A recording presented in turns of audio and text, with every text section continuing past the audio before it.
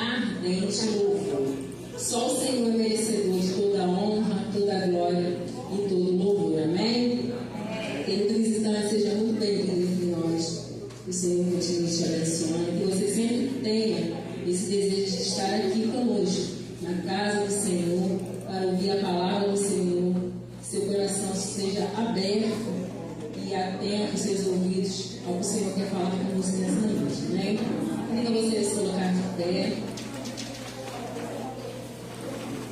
Vamos continuar louvando o Senhor, uma canção alegre, onde você poderá cumprimentar nossos visitantes, os irmãos, que você não vê durante a semana, você não teve a oportunidade de estar na igreja hoje, ouviu também. Salmo 133 diz: quão bom e de novo, quão bom e quão suave é que os irmãos vivam em união. Amém. O amor do Senhor que nos une. Vamos louvar essa canção com toda a alegria do nosso coração.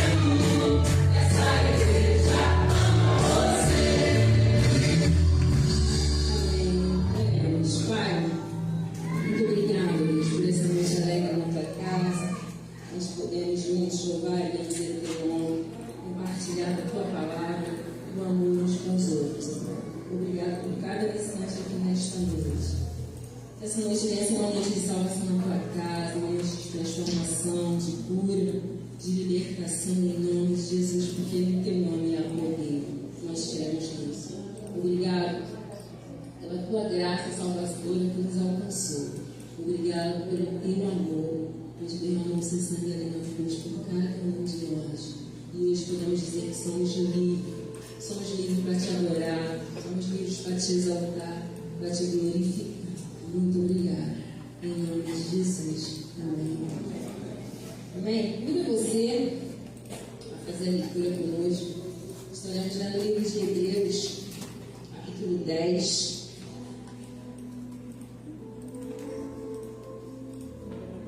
Do 19 ao 23. Depois leremos do 36 ao 39.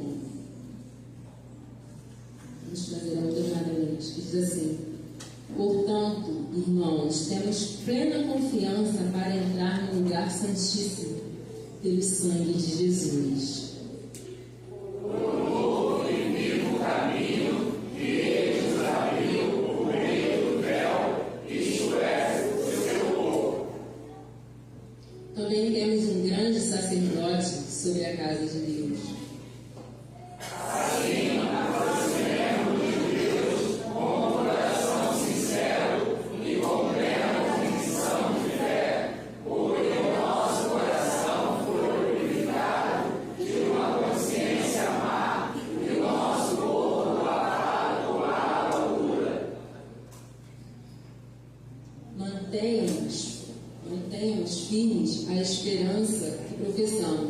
pois aquele que prometeu é fiel. Agora 36. Igreja. Portanto, vocês precisam perseverar, de modo que, depois de terem cumprido a vontade de Deus, recebam o que Ele prometeu. Pois em breve, muito em breve, aquele que vem virá e não demorará. Mas o meu justo viverá pela fé, contudo, se retroceder, não me agradarei dele. Nós, porém, não somos dos que retrocedem para a destruição, mas do que tem fé para a preservação da vida. Amém? Em nome do misericórdia de Deus.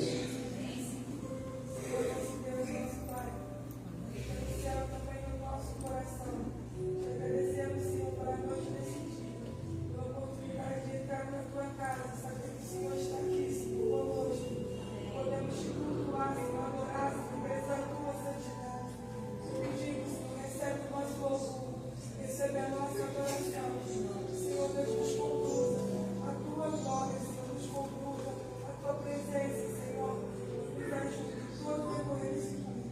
Em nome de Jesus. Amém. Amém. Vamos continuar de pé. A palavra de Deus afirma que nós vivemos pela fé. Nós cremos naquilo que nós não vemos. Mas a palavra, ela nos sustenta. Nós cremos na palavra de Deus que é viva e eficaz, e ela é a palavra de Deus. É Deus falando conosco a todo instante.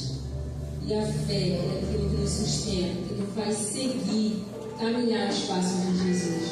Porque nós sabemos o que nos espera na frente, porque a Bíblia, a palavra de Deus, nos revela isso, amém? Nós teremos agora nosso momento semear, onde você poderá ter oportunidade de agradecer ao Senhor, trazendo seus dízimos, suas ofertas, dizendo: Senhor, muito obrigado pela provisão na minha casa, na minha vida, tudo aquilo que o Senhor provê, porque Ele é o nosso Jeová Jireh, amém? Vamos louvar a Deus essa canção que diz: rompendo em fé. Cada dia nós estamos rompendo em fé, devemos a cada dia romper em fé, porque é a fé que nos sustenta, amém? Louvar o Senhor com todo o nosso coração.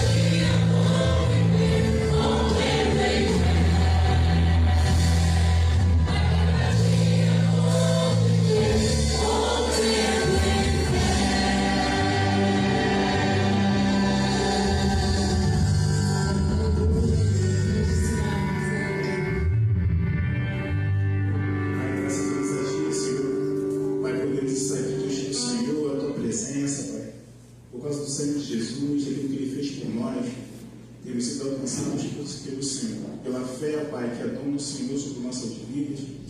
O Senhor derramou sobre cada coração. Ó Deus, que possamos usar o dom que o Senhor nos deu, a fé, Pai. Possamos perseverar até o fim, em meio a todas as dificuldades, Deus, que possamos enfrentar ou atravessar. Nenhuma delas nos afaste do Senhor. Pai, graças te damos por tão grande sacrifício, por tão grande amor que o Senhor derramou sobre nós, ó Pai, que nos trouxe para ti. Ó Pai, que possamos a cada dia valorizá-lo, Deus, tão grande amor por nós. Cada dia possamos buscar o Senhor com intensidade, experimentando tudo que o Senhor tem para a gente. Que o Senhor manifeste aqui neste lugar, através da palavra do mensageiro desta noite, irmão Leandro. Ó Deus, que o Espírito Santo tenha liberdade de ministrar os corações, que possamos nos quebrantar diante do Senhor da tua palavra. Te pedimos isso, esse Espírito deste lugar, no nome de Jesus. Amém. Amém. Igreja, vamos tomar assento.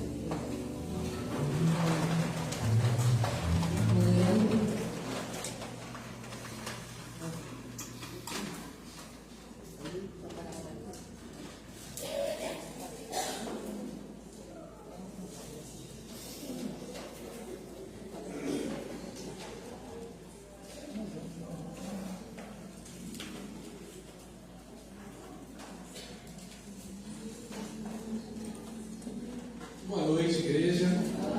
Saúde os irmãos com a paz do nosso Senhor Jesus Cristo. Amém? Amém. Alegria. Dia chuvoso, mas isso não nos impediu de estarmos na casa do Senhor para adorá-lo.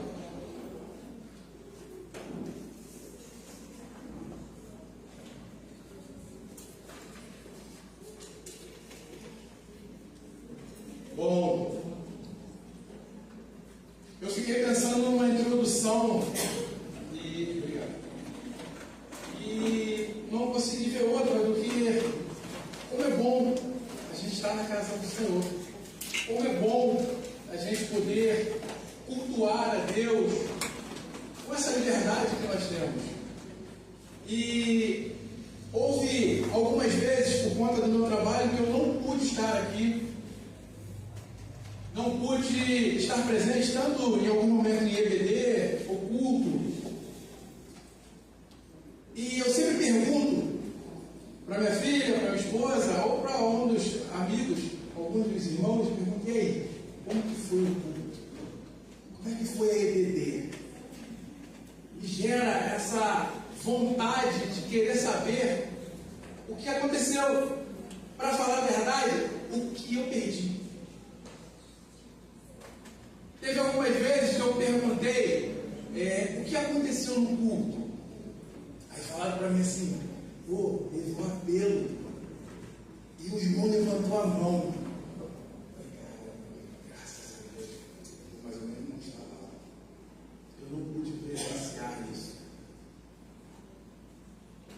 E outras vezes foi falado, caramba, a EBD foi excelente. O pastor estava arrebentando, Deus usou ele, direcionando a igreja, ministrando, ensinando. Eu não estive. O que eu quero dizer para vocês? Vocês viram o culto todo domingo, com esse amor que vocês vieram nesta noite para adorar a Deus? Isso é algo incrível, que não vem de nós. Isso é o próprio Deus que nos direciona, o próprio Deus que está aqui. Se você vai estar aqui nessa noite, não se engane, você está aqui porque o próprio Deus ministrou no seu coração e te deu esse desejo de buscá-lo, de estar aqui. E quantas vezes que a gente deixa de vir ao culto e perdemos tantas coisas importantes, tanto agir de Deus. Refletindo sobre isso, pode colocar para mim, por favor? Eu trouxe um texto de João, o Evangelho de João, do capítulo 20, versículo 19 ao 29. E eu trouxe essa ideia de Tomé, faltou um culto. Se você lembra dessa passagem, eu vou ler, meus irmãos, pode colocar, por favor? O Evangelho de João, capítulo 20, do 19 ao 29. Eu estou lendo pela NVT. Diz assim a palavra do Senhor: ao entardecer daquele primeiro dia da semana, os discípulos estavam reunidos com as portas trancadas, por medo dos líderes judeus. De repente, Jesus surgiu no meio deles e disse: paz seja com vocês. Enquanto falava, mostrou-lhe as feridas nas mãos e no lado. Eles se encheram de alegria quando viram o Senhor. Mais uma vez ele disse: paz seja com vocês. Assim como o Pai me enviou, eu os envio. Então soprou sobre eles e disse: recebam o Espírito Santo. Se vocês perdoarem os pecados de alguém, eles estarão perdoados. Se não perdoarem, eles não estarão perdoados. Um dos 12, Tomé, apelidado de Gêmeo, não estava com os outros quando Jesus surgiu no meio deles. Eles lhe disseram: vimos o Senhor. Ele, porém, respondeu: não acreditarei se não vir as marcas dos pregos em suas mãos, e não puser meus dedos nelas, e minha mão na marca em seu lado. 8 dias depois, os discípulos estavam juntos novamente, e dessa vez, Tomé estava com eles. As portas estavam trancadas, mas, de repente, como antes, Jesus surgiu no meio deles. Paz sejam com vocês, disse ele. Então, disse a Tomé: põe esse dedo aqui e veja minhas mãos. Põe a sua mão na marca em meu lado. Não seja incrédulo, creia. Meu Senhor e meu Deus, disse Tomé. Então Jesus lhe disse: você crê porque me viu. Felizes são aqueles que creem sem ver. Oremos. Santo Deus, graças te damos pela tua palavra lida, Senhor. E nós queremos nessa noite ser ministrado pelo teu Espírito Santo. E queremos sair daqui diferente de como entramos, Senhor. Cheio do teu poder, cheio da tua presença em nós. Ministra, Senhor Deus, e transforma nossos corações nessa noite. É a oração que eu te faço, em nome de Jesus. Amém. Amém. Tomé faltou o culto. Tomé, um dos apóstolos de Jesus, um dos 12, que frequentemente é associado à região da Galileia, local onde Jesus realizou parte do seu ministério. E ele é mencionado várias vezes no Novo Testamento. E por mais que é um momento onde Jesus ressuscita e aparece ao discípulo, o texto ele é muitas das vezes lembrado pela dúvida de Tomé. Um dos 12 que caminhou com Jesus, um dos 12 que teria a satisfação de ver Jesus primeiro, poderia estar sendo lembrado pelo momento de encontrar com Jesus após a sua ressurreição. E o que nós, toda vez quando lemos esse texto, o que nos traz a reflexão é sobre a dúvida. Tomé é um homem que duvidou da ressurreição de Jesus. Talvez seria porque ele não estava no local. Por isso, da analogia, ele faltou ao culto. João traz um contexto na história que ocorre logo após a ressurreição de Jesus, e os discípulos, que estão temerosos, desanimados, estavam reunidos em uma casa com as portas trancadas devido ao medo dos líderes judeus. Ou seja, eles tinham crucificado o próprio Jesus, o Filho de Deus, aqueles que eles viram fazer vários milagres, curar pessoas, libertar de possessão demoníaca. E mesmo assim, condenaram Jesus. Então era normal que os discípulos agora ficassem com medo, temerosos. cenário que João traz, ele relata que Jesus aparece de forma sobrenatural. E ele traz uma mensagem de paz. Ele mostra as suas feridas para confirmar a sua identidade. Esse episódio, ele vai destacar não essa questão maravilhosa de Jesus ressuscitar e aparecer ao discípulo. Muitas das vezes é a questão de Tomé ser um incrédulo, de não acreditar, porque ele não estava no local. A primeira aparição de Jesus, os discípulos estão reunidos e Tomé não está. Os textos não dizem onde ele estava. Diz que os discípulos estavam reunidos, porta trancada. Jesus aparece, mostra as chagas e Tomé não estava.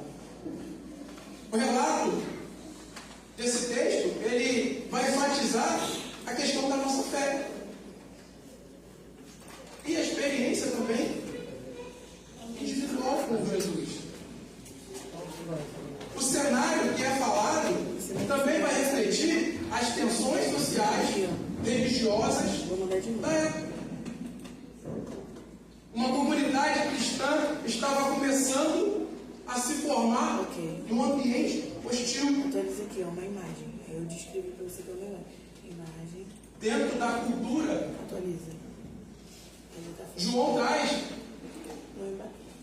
esse momento tão marcante, onde os primeiros cristãos estão entrando em atritos com as autoridades judaicas após a crucificação de Jesus. Então é normal que os discípulos tenham medo e incerteza do que iria acontecer. Afinal, eles viviam numa sociedade onde crer em Jesus Cristo como Messias era controverso na cultura da época. Os judeus, eles esperavam o Messias político, triunfante. Quando tem a ideia do Messias ressurreto, essa expectativa desafia a credibilidade, a crença. A ideia de um Jesus ressuscitado era estranha e difícil de aceitar. Porque os judeus, até hoje, eles têm uma ideia de que o Messias que vai vir não é o Messias que vai fazer algo sobrenatural. É o Messias que vai governar. É como se fosse um imperador. É alguém que vai conduzir o seu povo pelas forças, pela influência, não pelos poderes divinos. Eles ainda esperam hoje que esse Messias vai vir. Hoje eles acreditam que o Messias que vai vir, ele vai restaurar o templo. Onde hoje nós temos um grande embate entre Israel e o Islã. O templo é naquele local onde estão os dois povos, as duas culturas. Na ideia do judeu, o Messias que ainda vai vir, ele vai trazer essa restauração do templo e eles vão governar. Você consegue entender então a questão do medo, do temor dos discípulos após Jesus ser crucificado? O que ia acontecer com eles? A cultura judaica, ela valoriza a fé e a comunidade. E Jesus, ele vai de encontro para isso. Ele vai ressuscitar e aparecer para um grupo seleto, portas fechadas. Era necessário fortalecer a crença dos discípulos, formar uma nova identidade. Os seguidores de Cristo. É uma transição que está havendo entre a cultura judaica e o cristianismo. Está marcando o início de uma nova era espiritual, uma nova aliança, o sangue de Jesus. E o primeiro ponto que eu quero refletir com os irmãos é paz em tempos de medo. O versículo 19 diz que Jesus, ele aparece de repente, ele surge no meio seja com vocês. Os discípulos que tinham medo de ser acusados, de serem seguidores de Jesus. Paz seja com vocês, uma saudação comum dentro do judaísmo. Mas Jesus, ele traz muito mais do que o cumprimento. Ele oferecia a paz do Messias. Que lá em Isaías 52:7 diz assim: como são belos sobre os montes os pés do mensageiro que traz boas novas. Boas novas de paz e salvação, de que o Deus de Israel reina. Jesus concedia a dádiva do seu reino. Paz em tempos de medo. Jesus traz uma mensagem de paz aos discípulos. Algo essencial diante da crise, diante da ansiedade que eles estavam passando. Isso encoraja a gente a buscar essa paz interior, de confiar que mesmo em meio ao medo, à dificuldade, há uma esperança em Jesus Cristo. Nós cremos nisso. Jesus, ao mostrar as feridas feitas pelos pregos da cruz, pela lança do soldado, Jesus está mostrando: olha, minha morte não foi forjada, eu a venci. Diante da morte de Jesus, da crucificação, diante da história da ressurreição, muitos boatos foram criados para justificar que aquilo não havia acontecido, para encobrir aquilo que era tão importante para essa nova era. Os judeus tentaram encobrir a história da ressurreição. Então isso era importante que Jesus mostrasse para os seus discípulos: olha aqui, veja, eu não sou um fantasma, eu sou um homem real, corpo físico, que havia sido morto e agora está vivo. O cenário traz também a importância da comunidade, a igreja. A reunião dos discípulos reflete a necessidade desse apoio mútuo. Os discípulos estavam passando por uma dificuldade, medo, insegurança, incerteza. E se reúnem, possivelmente para cultuar e falar daquilo que havia acontecido, onde um vai fortalecer o outro. Essa é a importância da comunidade, essa é a importância da igreja, essa é a importância de estarmos juntos.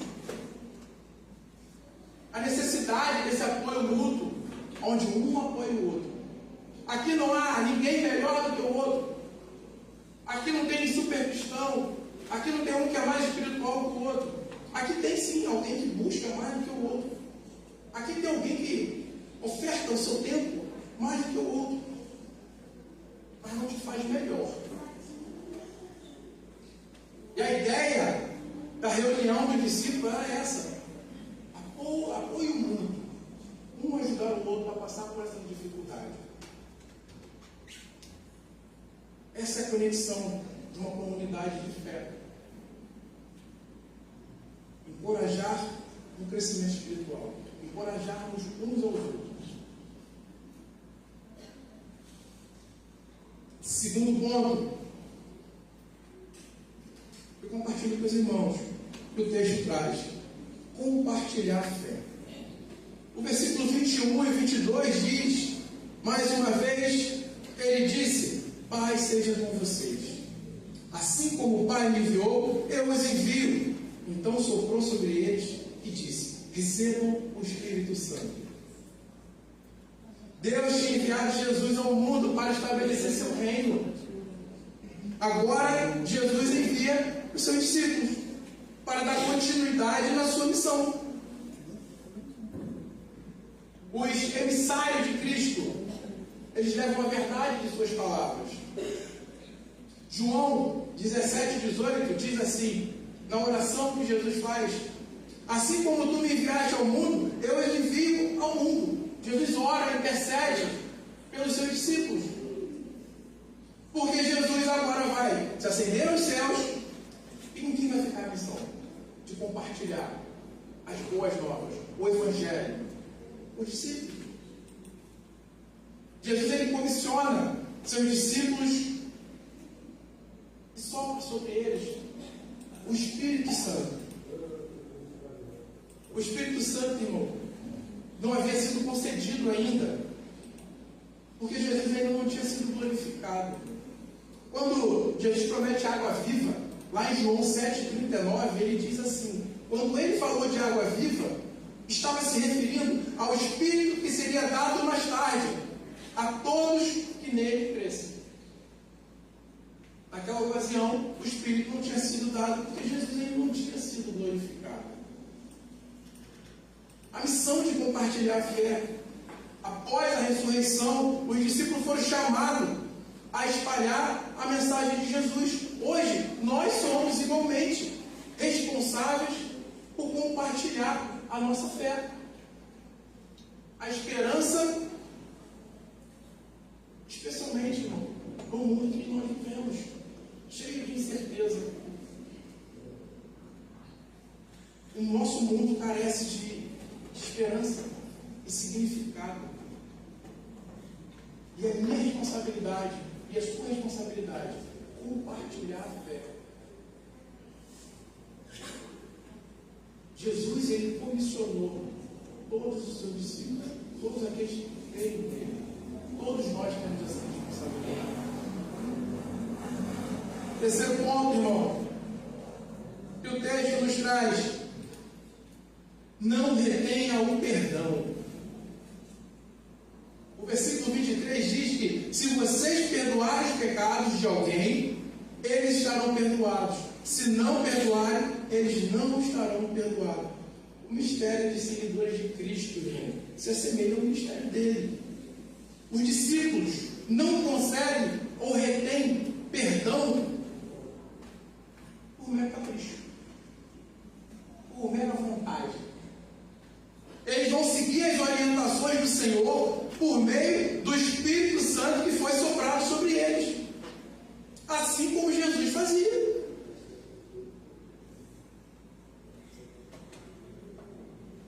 O poder do perdão é limitado. E como servo de Jesus, nós somos desafiados por Ele a perdoar aqueles que erram e nos magoam. Falar parece simples, né? Mas todo aquele que já lutou contra essa dor, essa angústia de ter que liberar perdão. Todo mundo sabe que é necessário uma força descomunal para você perdoar de coração, de verdade. Falar parece muito simples, mas Jesus, ele comissiona o seu discípulo. Agora, vocês que têm o Espírito Santo habitando em vocês também vão perdoar. Vocês vão ter que liberar perdão para aqueles que te ferem.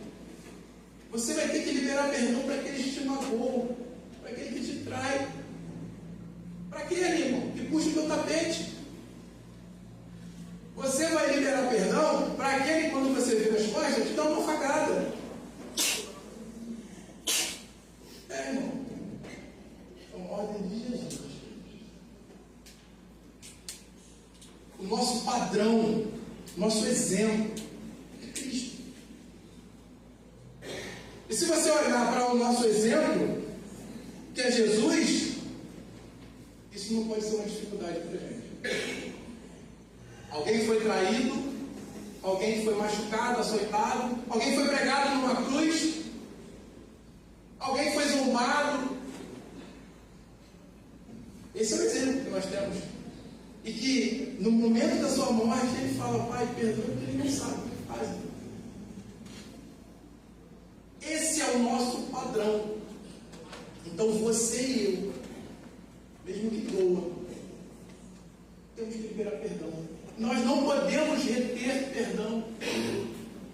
Não confunda quando Jesus fala: se vocês perdoarem os pecados de alguém, eles estarão perdoados. Mas se não perdoarem, eles não estarão perdoados. Quando que na Bíblia você vê Jesus não liberar perdão? perdão ilimitado. Perdoar aqueles que nos ofendeu é libertador.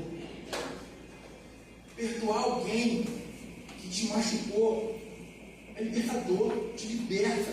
Você, enquanto você não libera o perdão, você é escravo. E você fica remoendo, seu coração dói.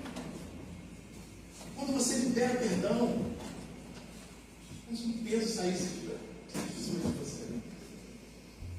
É como se marras fossem soltas, correntes quebradas. Assim também, quando você libera o perdão sobre alguém, você também liberta essa pessoa. Liberar a pessoa da culpa.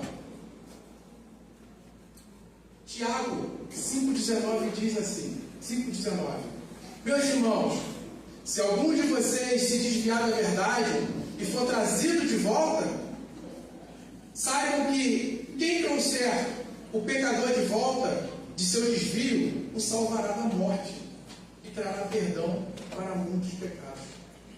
Está vendo, irmão, que é muito mais do que algo individual, é muito mais do que algo simples de... É só um probleminha entre vocês, entre a gente.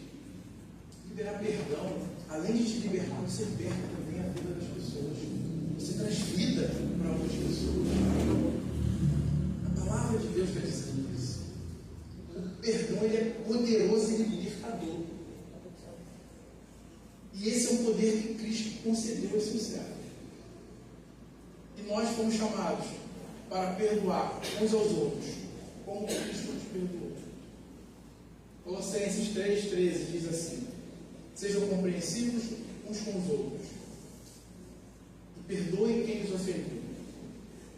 Lembre-se que o Senhor os perdoou, de modo que vocês também devem perdoar. Tomé faltou ao culto. Tudo isso ele teria perdido se Jesus não volta e mostra para ele: olha, é isso que você queria ver aqui, as marcas. Não seja incrédulo, creia. Eu quero trazer essa importância do culto para vocês. Porque às vezes o desânimo, quando bate, ou um problema, uma dificuldade, e você vai optar por deixar de vir ao culto,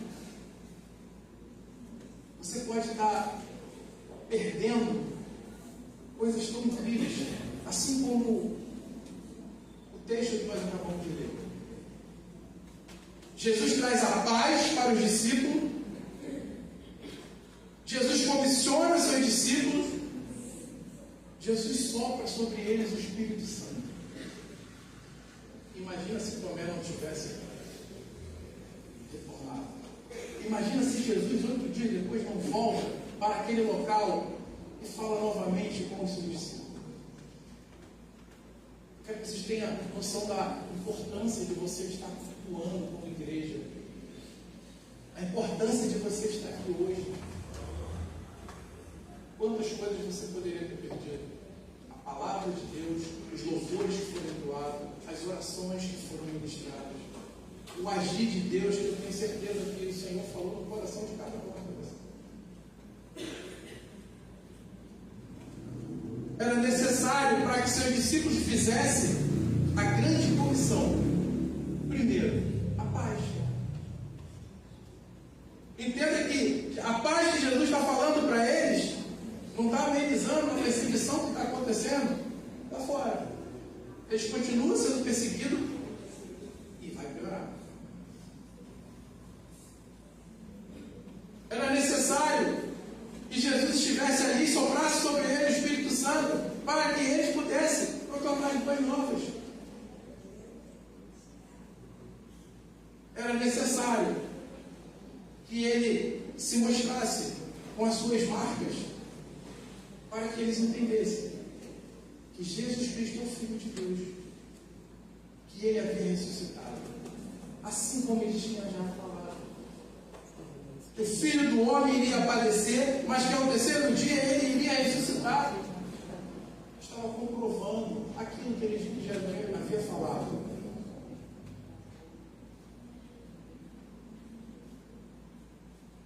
E mesmo texto trazendo muitas das vezes a ideia do Tomé, o homem da dúvida.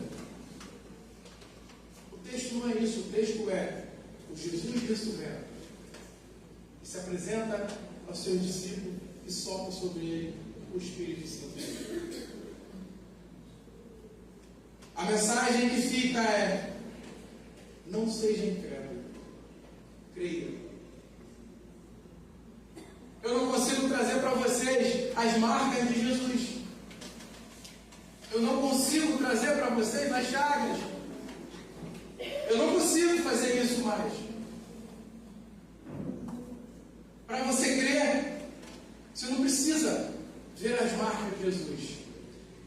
Jesus ele fala para Tomé: você creu porque você me viu. Felizes são aqueles que creem sem me ver. Jesus está falando da gente. Mas se você quer confirmar quem é Jesus, olha para o lado. Você não precisa ver as marcas nas mãos de Jesus. Olha para o lado, olha para o seu irmão. Pessoas que você vê aqui que nunca imaginaria que elas estivessem pisando dentro de uma igreja. Você quer ver as marcas do Senhor? Quer acreditar na ação divina de Jesus, no poder do Espírito Santo? Olha para o lado e vê o seu irmão. Amém. Tem gente aqui que é da minha infância, da minha adolescência, que por muitas vezes eu ficava bebendo até de madrugada. Eu tenho certeza que no coração dela nunca pensou, nunca passou pela cabeça dela me ver aqui em cima hoje. E aí eu também nunca imaginei ver dentro da igreja. Tem pessoas aqui que são da mesma família e sabem que se não fosse o poder de Cristo, do Espírito Santo, nunca estaria aqui. Não seja incrédulo, creia. É só você olhar para o lado.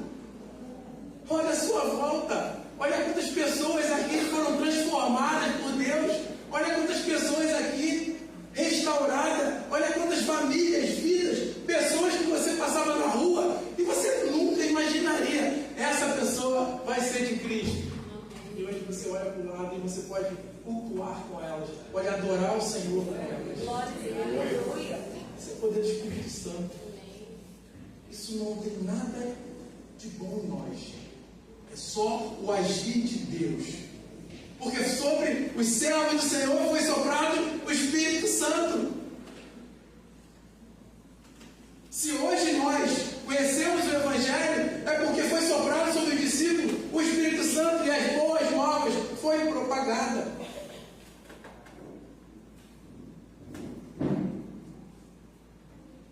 Nós não precisamos mais se agarrar às marcas que foram feitas de Jesus. Eu não consigo te mostrar isso. Mas como eu disse para você, toda vez que você tiver dúvida, toda vez que bater o desânimo, toda vez que a dificuldade, o medo, a incerteza bater a sua porta, olha para o lado. E olha o que Deus já fez na vida das pessoas à sua volta. Olha o que Deus está fazendo na sua vida. Creia. Não seja incrédulo. Esse é o poder de Deus. Esse é o poder do Espírito Santo. Que naquele dia que você levantou sua mão, ou no seu coração e confessou Jesus Cristo como Senhor da sua vida, o meio do Espírito Santo que foi soprado sobre você passou a habitar em cada um de vocês. Nunca se esqueça disso. Amém? Feche seus olhos. Quero orar com vocês.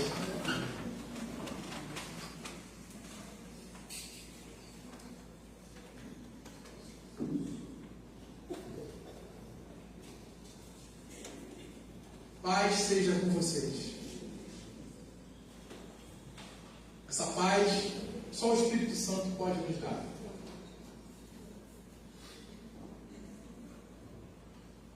diante das dificuldades que a gente passa, diante dos problemas que você já passou e que vão vir, lidar com dúvida é normal. Tomé enfrenta a dúvida na sua fé. Quando os discípulos falam, olha, o Senhor ressuscitou, ele veio aqui. Ele fala, não, só acredito se eu ver, se eu tocar. Tomé vê a necessidade de evidências, ele busca por evidências.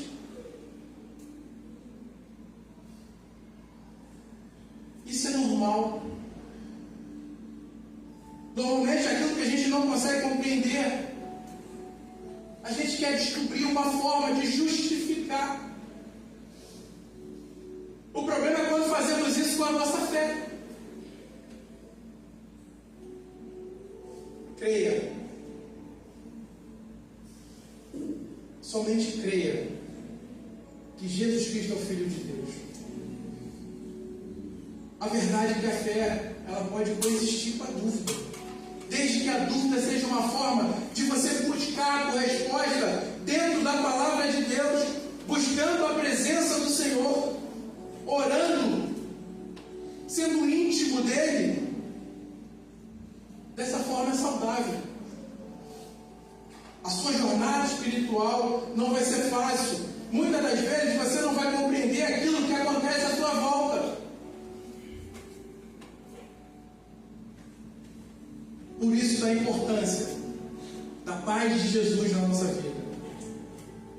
Por isso da importância do Espírito Santo que habita em você. Por isso da importância de liberar perdão. Por isso da importância de uma experiência pessoal com Jesus Cristo.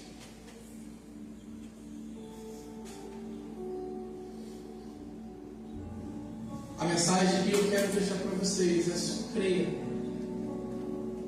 Creia em Jesus Cristo como Filho de Deus. Creia que você é templo do Espírito Santo. Creia que você não está sozinho. A sua comunidade de fé está aqui para te ajudar, para te apoiar, para te fazer crescer espiritualmente. Creia nisso. Santo Deus, graças te damos pela tua palavra que foi ministrada.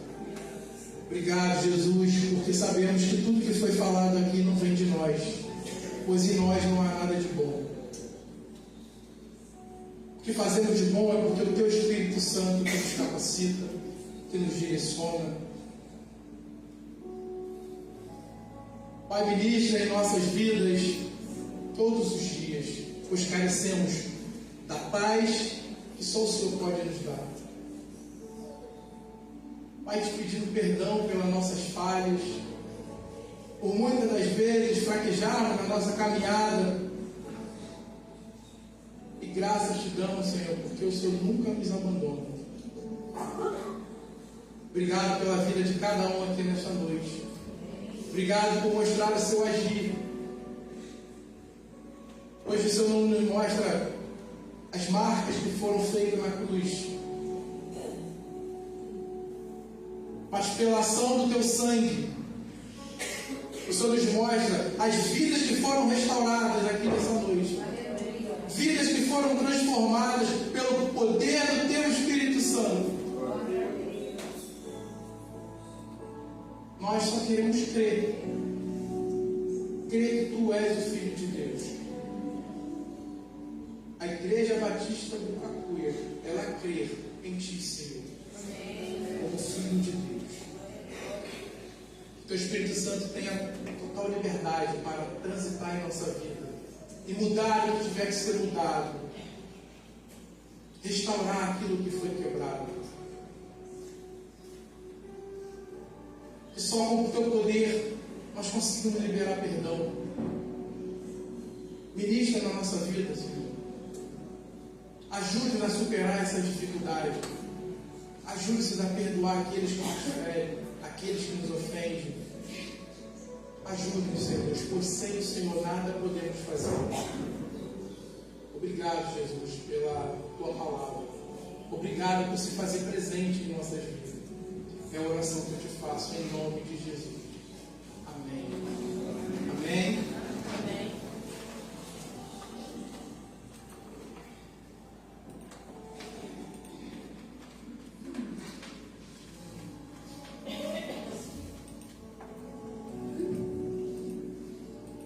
Vamos fazer um pouquinho diferente hoje. Vou exaltar aí. Tome o seu local de vocação. Quero te convidar, quando você pegar o seu cálice, você não vai abrir, né? Vai segurá-lo fechado. Eu vou ministrar o cálice na sua mão para que você possa experimentar o que você ouve e aquilo que você vê. Vamos dar aos nossos diáconos. Esse é o momento, enquanto cantamos uma canção, os elementos da ceia serão servidos. Você vai continuar sentado, depois de fazer uma breve ministração, só após, então tomaremos a ceia do Senhor.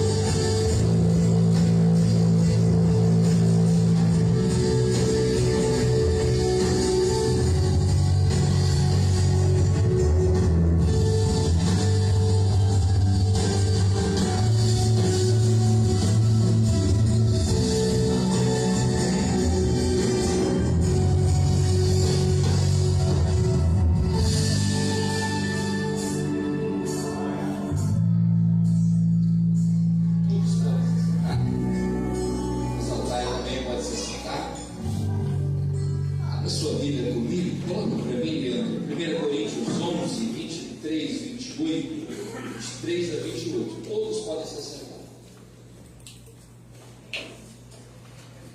Esse é um texto muito lido na hora ceia, só que nós não o entendemos muito bem.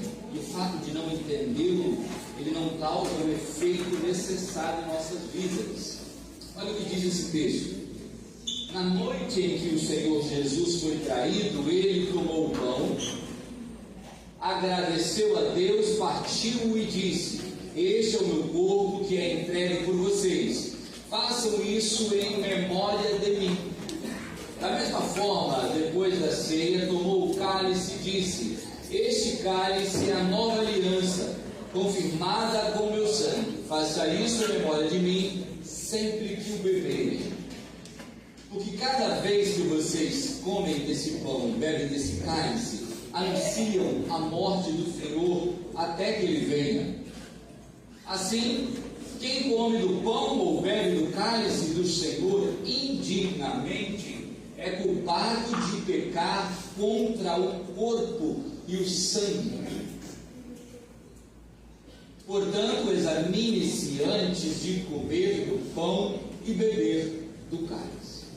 O texto que nós acabamos de ler nos deixa bem claro a ordem que Jesus expressa por Paulo para que nós tomássemos a ceia.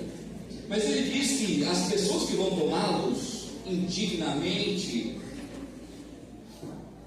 precisam fazer um autoexame, precisam se autoconhecer. Mas, pastor, o que é tomar a ceia indignamente? Você sabe qual é a primeira coisa que vem à nossa mente? Aquele pecado que você fez durante a semana.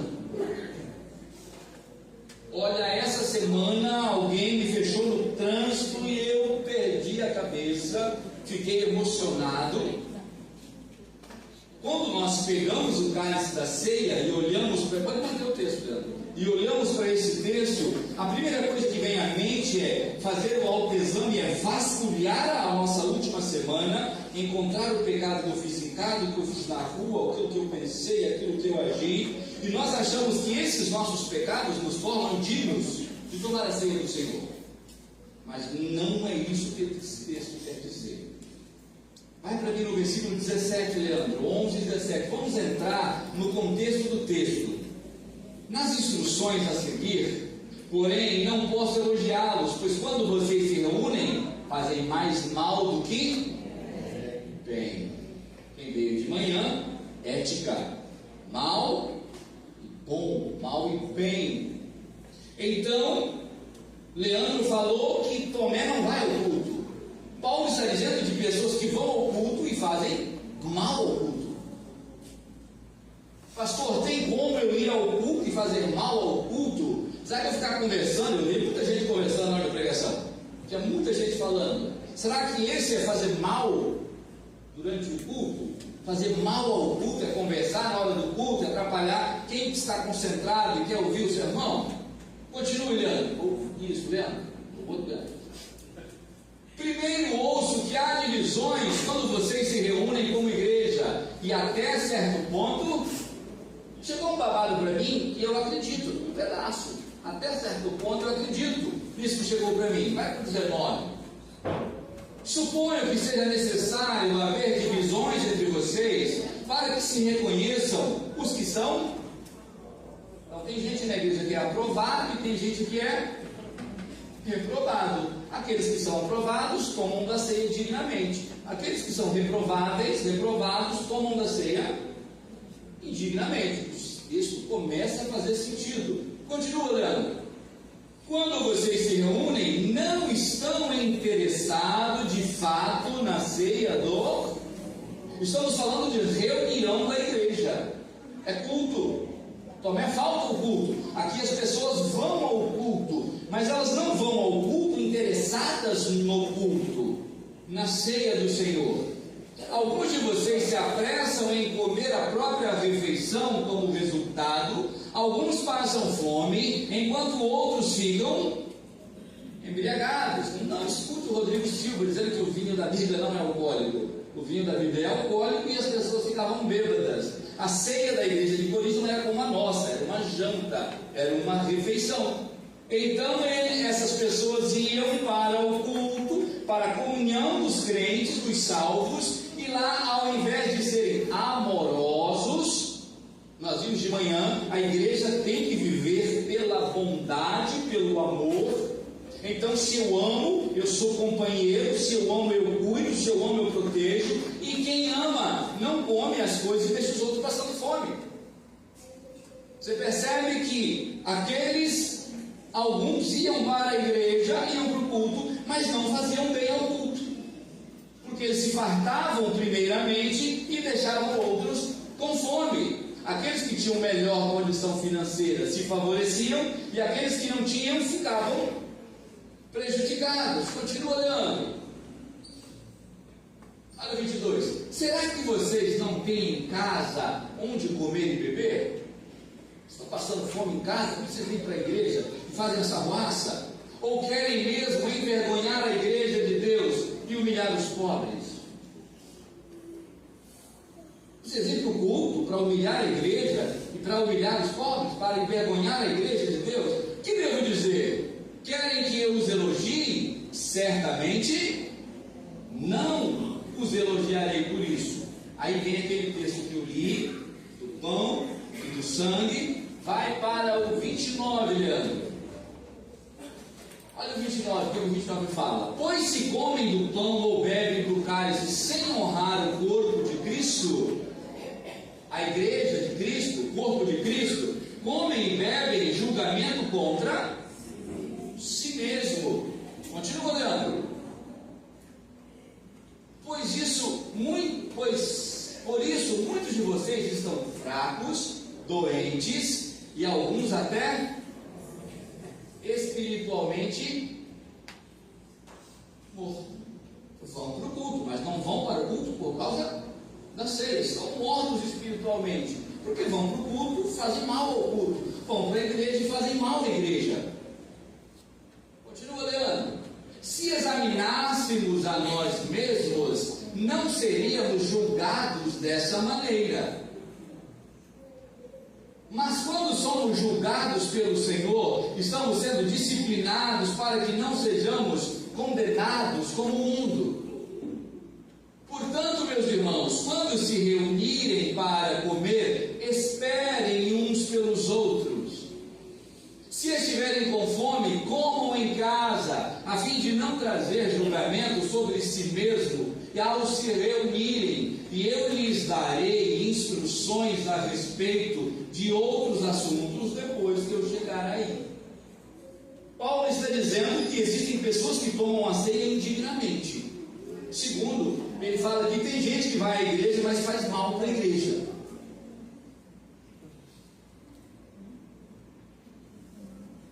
O grande símbolo do corpo de Cristo é a comunhão. Mas se você vai para a igreja para produzir excomunhão, já pensou? Você vem para a igreja e faz uma fofoca e joga o fulano A contra o B? É disso que o apóstolo Paulo está falando. De crentes que vêm para a igreja, mas vêm para destilar o seu veneno. Porque ceia e veneno na mesma boca não faz mal desde o jardim. Desde o jardim do Éden, uma serpentezinha venenosa, desde lá, ceia e veneno nos mesmos lábios não combinam. A igreja é um lugar de amor, de bondade, de cuidado e de carinho. E quando os crentes vêm para a igreja para produzir maldade, outro dia eu preguei que o mal planejado é o mal do diabo. A pessoa, um grupinho de crentes se encontrar para planejar o mal. É disso que o apóstolo Paulo está dizendo. Se você vem para a igreja, mas você é egoísta, se você pratica o mal, se você não perdoa, se você não ama, se você não é submisso, ao invés de você vir por causa da ceia, você está vindo por si mesmo. É disso que Paulo está dizendo. Não combina, você está tomando indignamente. Porque o sangue de Cristo desfila a bondade, o amor e o cuidado. Mas se sua presença na igreja não representa amor e cuidado, você está indignamente tomando o sangue e o corpo de Cristo. Porque o sangue de Cristo produz vida, porque a maldade em nós produz morte. Paulo não está dizendo do seu pecado que você cometeu durante a semana. Paulo está dizendo de como você trata os seus irmãos na igreja, de como você age na igreja, como corpo de Cristo. Que caráter, que atitudes, como você age no corpo de Cristo. Menino veneno, menina veneno, como diz a poesia. É disso que Paulo está dizendo. Não é o nosso pecado na hora do jogo do Flamengo hoje à tarde, quando o juiz ajudou. Paulo está dizendo é de crentes que vêm à igreja para fazer mal à igreja. Gente que vem à igreja e acha que a igreja é dele, é da família dele. Gente que vem para a igreja e acha que aquele cargo é dele. E para mantê-lo, ele faz o quê? Pisa nos outros. É disso que Paulo está falando. Não é o Tomé que faltou ao culto, é o crente arrogante que vem para o culto e faz mal para a igreja. E quando você faz mal para a igreja, e você produz excomunhão na igreja, e você toma a ceia de Cristo, o veneno que existe na sua vida, não combina. E aí gera o que, segundo o texto? Condenação. Ele diz que tem gente doente, tem gente fraca e tem gente dormindo. Porque o Espírito Santo abandona quem toma a ceia indignamente. Porque o Espírito Santo, porque a presença de Deus se afasta. Aquele cristão que vem para a igreja apenas para fazer mal ao corpo, apenas para fazer mal ao corpo de Cristo. Quando a sua presença não produz comunhão, quando a sua fala não produz salvação, quando a sua fala produz divisão, quando o seu plano pessoal produz segregação, é exatamente isso que Paulo está falando. Tomé não vai ao culto, mas Paulo está condenando as pessoas que vêm ao culto, mas a sua presença faz mal ao corpo de Cristo. A sua presença envenena o corpo de Cristo. O seu comportamento envenena o corpo de Cristo. E quando a pureza do sangue de Cristo toca a sua boca cheia de veneno, você toma para a sua própria condenação. Você pode achar que está cheio de Deus, mas Paulo diz, olha, tem alguns que adormeceram. O Espírito Santo não vai habitar em um corpo que faz mal ao corpo de Cristo. Nós, achando que a pedrinha que eu taquei no cachorro na rua ontem ia me fazer indigno de tomar o corpo de Cristo. Mas o corpo de Cristo não pode entrar numa boca que busca, que vive a pureza, assim como Cristo viveu. A ceia do Senhor é comunhão. E aquele que produz excomunhão, divisão no corpo de Cristo, toma para a sua própria condenação. E eu quero te convidar a ficar de pé. Agora é hora de fazer autoexame, porque agora você sabe o que você tem feito. Agora você sabe do que Paulo está falando. Você tem produzido comunhão, você tem agregado, você tem abraçado, você tem servido, você tem sido humilde, você tem sido submisso. A sua igreja sentiria falta de você? Então eu quero te convidar, a partir dessa perspectiva. Tomé não foi ao culto, mas Paulo fala de crentes que vão ao culto, mas não fazem bem ao corpo de Cristo. Não tem como fazer bem ao corpo de Cristo se não for através da bondade. Feche os seus olhos.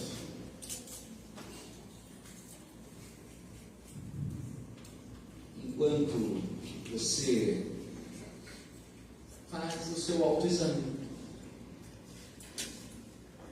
quão bem você tem feito a esse corpo de Cristo? Você está nessa igreja há 10, 20 anos. Qual é o seu legado? Que bem você tem feito? Você tem promovido união ou divisão?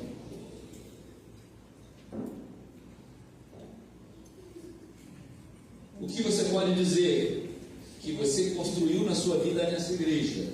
Quais marcas você tem deixado? Você tem produzido comunhão ou excomunhão? Quantas pessoas estão aqui por sua causa? Por causa do seu testemunho? Por causa do seu acolhimento? Por causa da sua palavra?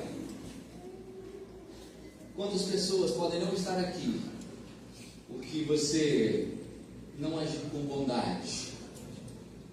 Porque você não produziu comunhão?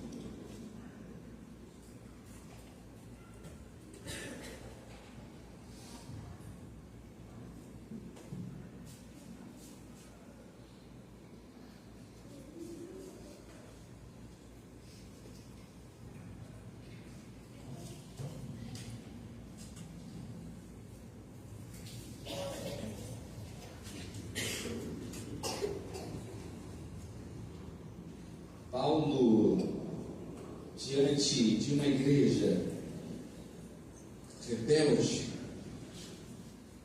onde as pessoas iam para a igreja e uns faziam mal aos outros. Eu vejo que vocês vão ao culto, mas vocês fazem mais mal do que bem. E mesmo assim, Paulo ministra aquilo que Cristo nos deixou. E é em obediência a Jesus, e é fazendo o autoexame, é olhando para o nosso interior, é olhando para a nossa história, que nós nos apresentamos diante de Cristo dignamente, apropriados para poder tomar a ceia do Senhor. E é mediante ao convite de Paulo, é mediante a ordem de Jesus, comamos e bebamos.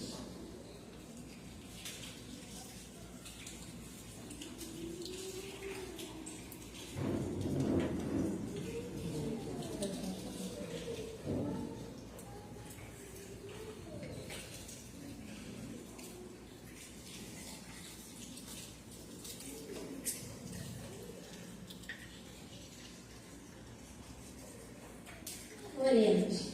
Senhor, meu Deus Pai, obrigado Senhor, meu Deus, meu Pai, obrigado por essa igreja, obrigado pela nossa saúde e pela nossa família. Em nome de Jesus eu agradeço. Amém. Amém. Glória a Deus. Podemos assentar? Fizemos uma estudo aí no Dia das Crianças, trazendo as crianças para o ceia da igreja e tomar ceia conosco. Até ceia eles tomaram também, ó.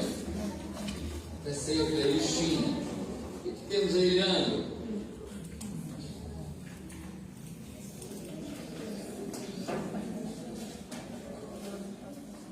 Irmãos, no próximo domingo nós teremos um culto emocionante. Será a conclusão do Casados para Sempre. Vamos ter um pastor famosão de fora. Não chega no meu nível não, né? Mas cara espetacular. Ele era pastor da primeira igreja batista do Recreio, ele era pastor de famílias lá, e hoje é pastor na primeira de Madureira. Ele vai estar com a gente no próximo domingo. Vai ser um culto especial para a formatura do Casados para Sempre. Temos uma galera animada que vem toda quarta-feira à igreja e estão aí todos empolgados na liderança do Clay e da Lorena. Trazem lanche, trazem. Eu aproveito quando eu estou aí, né? Solteiro, não para sempre, mas não para sempre. Pode comer, irmãos. E aí a gente está nessa missão aí. Então, próximo domingo à noite, você não pode perder, você não pode faltar. Vai ser um culto maravilhoso. Vamos celebrar os casais que estavam se formando no Casados para Sempre. Você não pode perder um culto maravilhoso. O que mais que tem, Eliane? Já? Não, no final. Estão muito ansiosos. Ah, tá. Essa é a galera da igreja que foi para o Projeto Radical.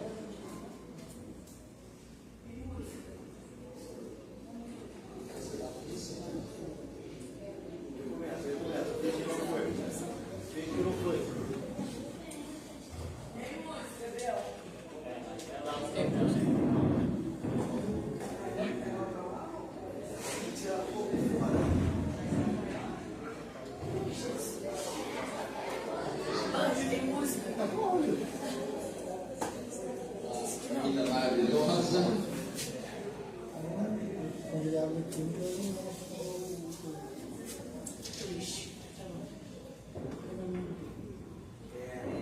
Aqui, ó, tá assim, ó.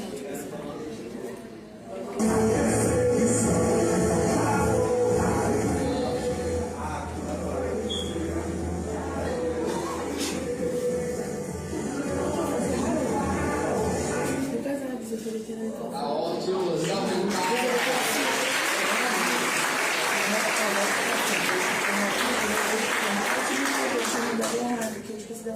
tem mais alguma coisa, Eliana? Não.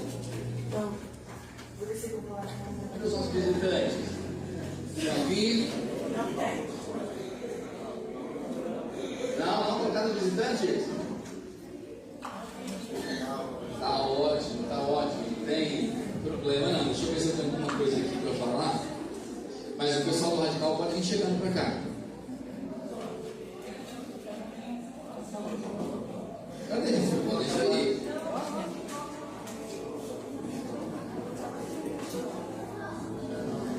Radical?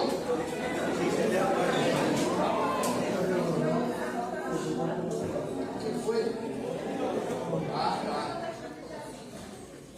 A perseguição não parou da igreja, o Coliseu não parou da igreja, os anjos não pararam da igreja do Senhor. O inferno não pode permanecer, vamos avançar, não vamos parar de crescer. Ninguém imaginará a igreja do Senhor.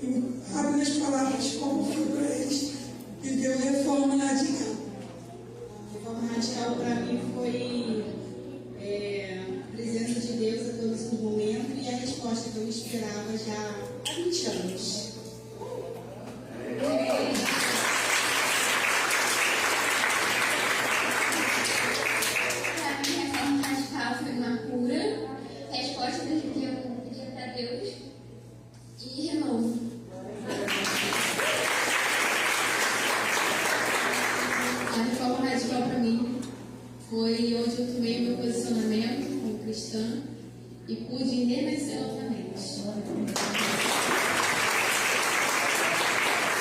O Reforma Radical para mim foi um recomeço com Deus.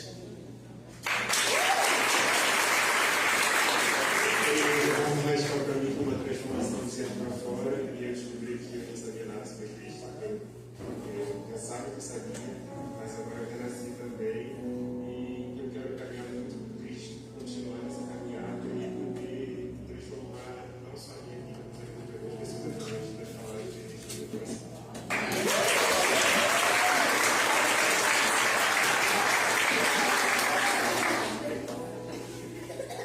Evolução e perdão.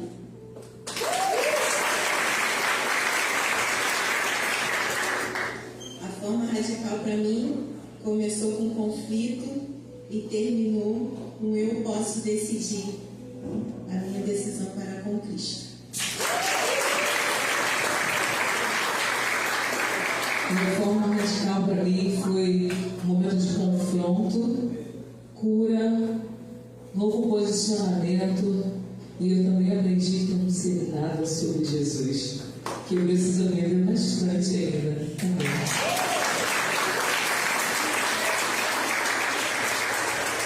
A reforma radical para mim foi tomar atitude como cristão, ter unidade no corpo cristão, né? Nós somos uma equipe, e foi transformação. Lá eu sou uma nova Lana, é isso que eu posso dizer.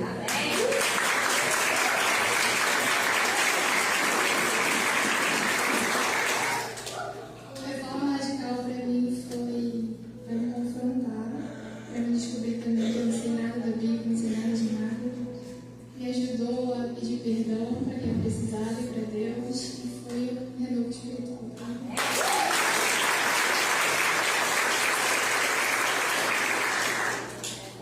A reforma radical para mim foi uma quebra de, como eu posso dizer, de realidade. Porque quando a gente está muito no nosso mundinho, principalmente na igreja, a gente esquece o que está lá fora. Esquece que cristãos como nós passam por aí.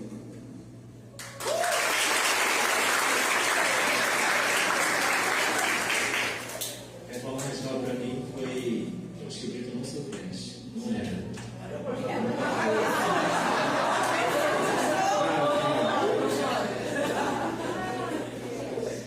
Que eles já mostraram pra gente que cristãos lá fora passa, a gente não tem nem ideia. E aquilo foi só uma simulação. Não chega nem perto.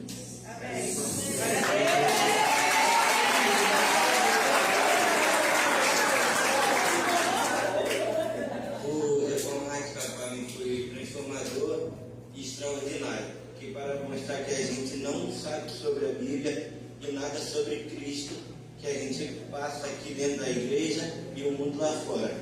Foi isso.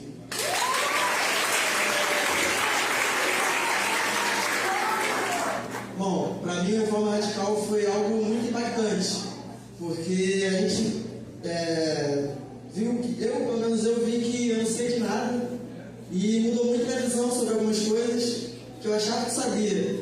E também mostra que saber muito de Bíblia não nos faz ser um bom cristão, mas praticar nos faz bons.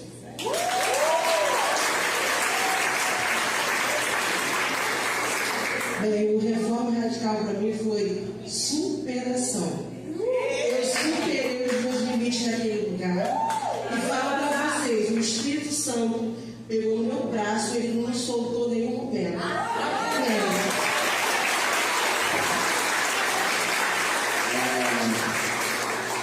Quero agradecer primeiramente a Deus, né? Agradecer ao pastor que abraçou de uma forma assim bastante grande, quando falando com ele, não, vamos nessa pegada aí. Agradecer aos irmãos que nos ajudaram, tanto no quantinho de dinheiro, materialmente, que oraram por esse jovem estar aqui. E você que quer fazer parte dessa grande reforma radical. Em dezembro, teremos outra, dia 6, 7 e 8. Estão todos convidados para ir. Bora!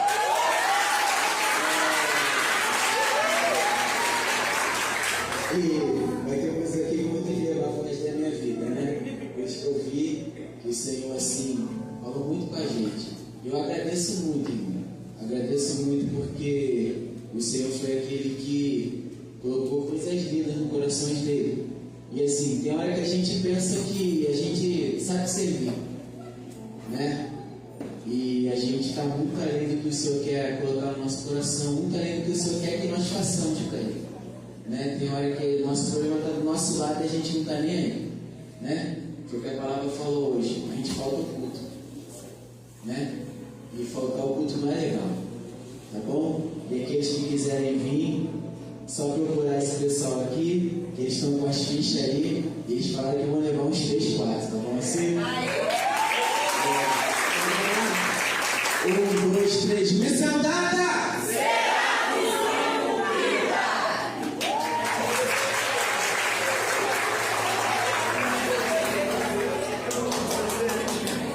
Mandar esse povo todo mês para lá, eles continuam crentes assim. Moisés desceu do monte, o rosto estava brilhando, no passado tempo foi. Irmãos, a grande verdade é que essa é a igreja saudável que nós queremos ser. Nós queremos ser uma igreja bondosa, acolhedora, disposta a servir pessoas. Nós queremos ser uma igreja saudável, onde possa chegar o novo convertido, o visitante, o viciado, qualquer um que chegar, possa encontrar um ambiente onde possa ser cuidado espiritualmente. Nós não queremos ser uma igreja com gente grande. Nós não queremos ser uma igreja com gente importante. Nós queremos ser uma igreja de pessoas simples, que amam Jesus, estão dispostos a cooperar um na vida do outro. Não mais passe o dragão no nosso meio mais. Não, se você não vê na igreja de rei, depois você fica pouco. Não há mais espaço no nosso meio, só existe uma realidade. Queremos ser uma igreja saudável, que ama Jesus e que ama pessoas. Não nos importamos com cargos, posições ou com conquistas pessoais. Nós somos discípulos de Jesus, amamos pessoas, nos importamos com elas, estamos dispostos a servi-las da nossa melhor forma. Renunciamos o nosso eu para poder servir a Jesus. Se você quer ter isso como estilo de vida, junte-se a nós. Você é muito bem-vindo. E para a glória de Deus, nós vamos viver a nossa missão, que é ganhar pessoas para Jesus e cuidar de pessoas. Essa é a nossa missão e nós vamos viver. Para isso você só precisa vir ao culto e fazer bem a sua igreja. Amém? Faça bem ao corpo de Cristo. Pastor, como eu faço bem ao corpo de Cristo? Bondade. Bondade. Assim você será bênção na vida da tua igreja. Vamos orar? Pai de amor, nós te agradecemos, Senhor, pela vida do Ministério Jovem que se esforçou, Pai. Te agradecemos pela vida da igreja que também não mediu esforços para que esse grupo de pessoas pudesse estar lá e terem suas vidas transformadas. Pai, o desejo do nosso coração é cada vez mais sermos uma igreja humilde, obediente, que ama Jesus e ama pessoas. Sermos uma igreja humilde, obediente, que ama Jesus e ama pessoas. Pai, e que o seu nome seja glorificado, que vidas sejam salvas, que vidas sejam transformadas, e vidas sejam edificadas para a honra e para a glória do teu santo nome. Pai, nos leve em paz para os nossos lares e nos dê uma semana abençoadíssima na tua presença. É no nome de Jesus que nós oramos. Amém. Quem que nos visita? Levanta a mão assim. Quem que nos visita? Do lado de cá. Ó, aqui na frente tem. Aqui tem visita. Tem a visita. Aqui. Lá atrás.